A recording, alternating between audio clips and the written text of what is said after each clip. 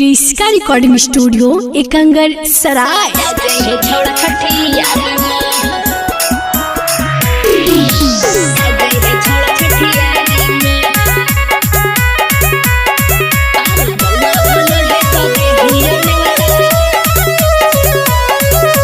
DJ Kundan Raj presented by Kriska films. आगे अब काहे करही फोनमा छोड़ी गेनी जब ससुरारी में, अब काहे करही फोनमा छोड़ी गेनी जब ससुरारी में। बउआ होलो है तो देहियो ने बताया जई है छोड़ा छठियारी में, बेटा होलो है तो देहियो ने बताया जई है छोड़ा छठियारी में। लभर समझ के देवी थी नेवता की देवी तही गोतियारी में, लभर समझ के देवी थी नेवता की देवी तही गोतियारी में। बउआ होलो है तो देहियो ने बताया जई है छोड़ा छठियारी में, बेटा होलो है तो देहियो ने बताया जई है छोड़ा छठियारी में। डीजे कुंदन राज चिड़ी, डीजे कुंदन राज चिड़ी। जई है छोड़ा छठियारी में।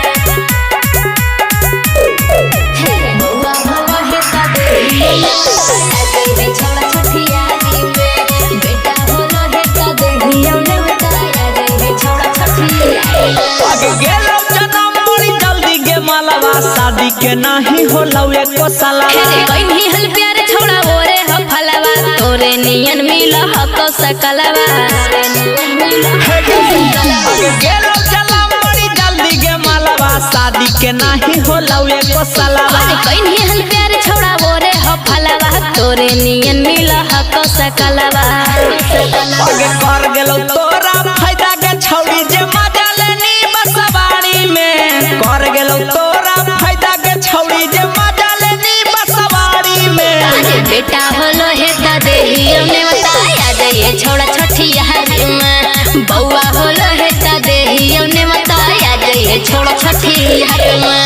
डीजे कुंदन राज चिड़ी, डीजे कुंदन राज चिड़ी, डीजे कुंदन राज। क्रिस्का रिकॉर्डिंग स्टूडियो एकंगर सराय। बउआ होलो है तो देहियो ने बताया जइए छोड़ा छठियारी में, बेटा होलो है तो देहियो ने बताया जइए छोड़ा छठियारी में। आगे कौची लइयो बेटा हम टूना मुनावा लइयो खेलौना की लइयो झुना झुना। अरे खाली हाथे यहाँ राजा रोशनवा, देख लेबो तोरा जुड़ा जइतो मनवा। अच्छा हे गे आगे कौची लइयो बेटा हम टूना मुनावा लइयो खेलौना की लइयो झुना झुना। खाली हाथे यहाँ राजा रोशनवा, देख लेबो तोरा जुड़ा जइतो मनवा।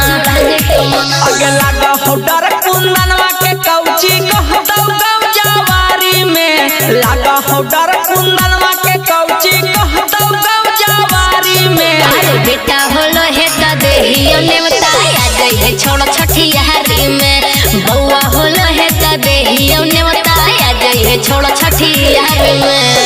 क्रिस्का रिकॉर्डिंग स्टूडियो एकंगर सराय।